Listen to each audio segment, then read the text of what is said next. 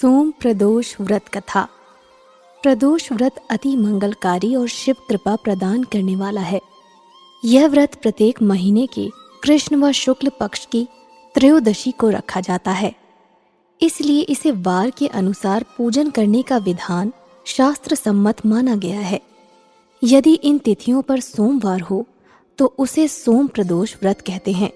यदि मंगलवार हो तो उसे भौम प्रदोष व्रत कहते हैं और शनिवार हो तो उसे शनि प्रदोष व्रत कहते हैं।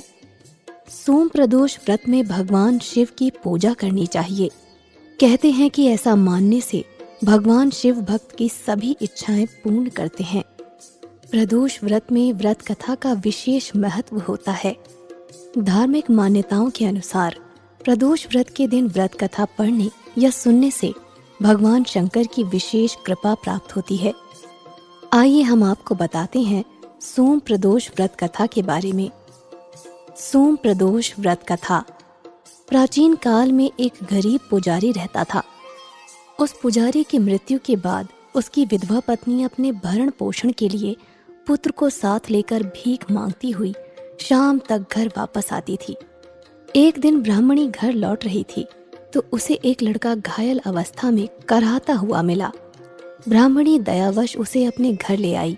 वो लड़का विदर्भ का राजकुमार था। शत्रु सैनिकों ने उसके राज्य पर आक्रमण करके उसके पिता को बंदी बना लिया था और राज्य पर नियंत्रण कर लिया था, इसलिए वो मारा मारा फिर रहा था। राजकुमार ब्राह्मण पुत्र के साथ ब्राह्मणी के घर रहने लगा। ब्राह्मणी उस राजकुमार को अपना धर्म पुत्र मानने लगी। एक दिन पुजारी की पत्नी अपने साथ दोनों पुत्रों को शांडिल्य ऋषि के आश्रम में ले गई।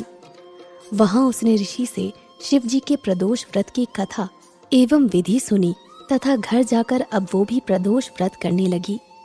एक बार दोनों बालक वन में घूम रहे थे। उनमें से पुजारी का बेटा तो घर लौट गया, परंतु राजकुमार वन में ही रह गया।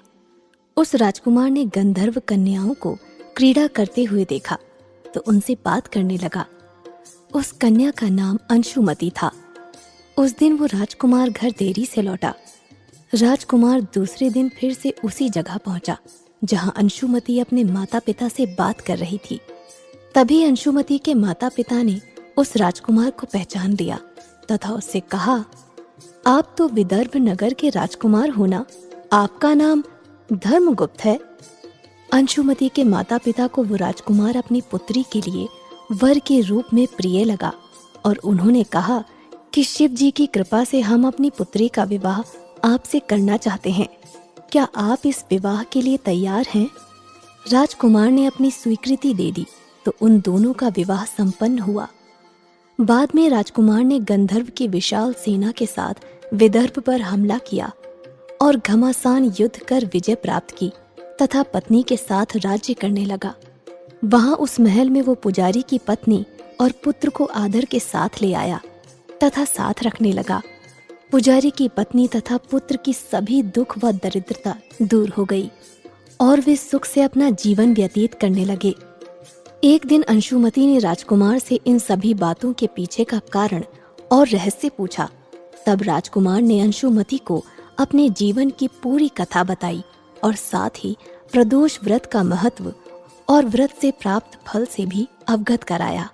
उसी दिन से प्रदोष व्रत की प्रतिष्ठा व महत्व बढ़ गया तथा मान्यता अनुसार लोग ये व्रत करने लगे। कई जगहों पर अपनी श्रद्धा के अनुसार स्त्री पुरुष दोनों ही ये व्रत करते हैं। ऐसा कहा जाता है कि इस व्रत को करने से मनुष्य के सभी कष्ट और पाप नष्ट होते हैं एवं मनुष्य को अभीष्ट की प्राप्ति होती है।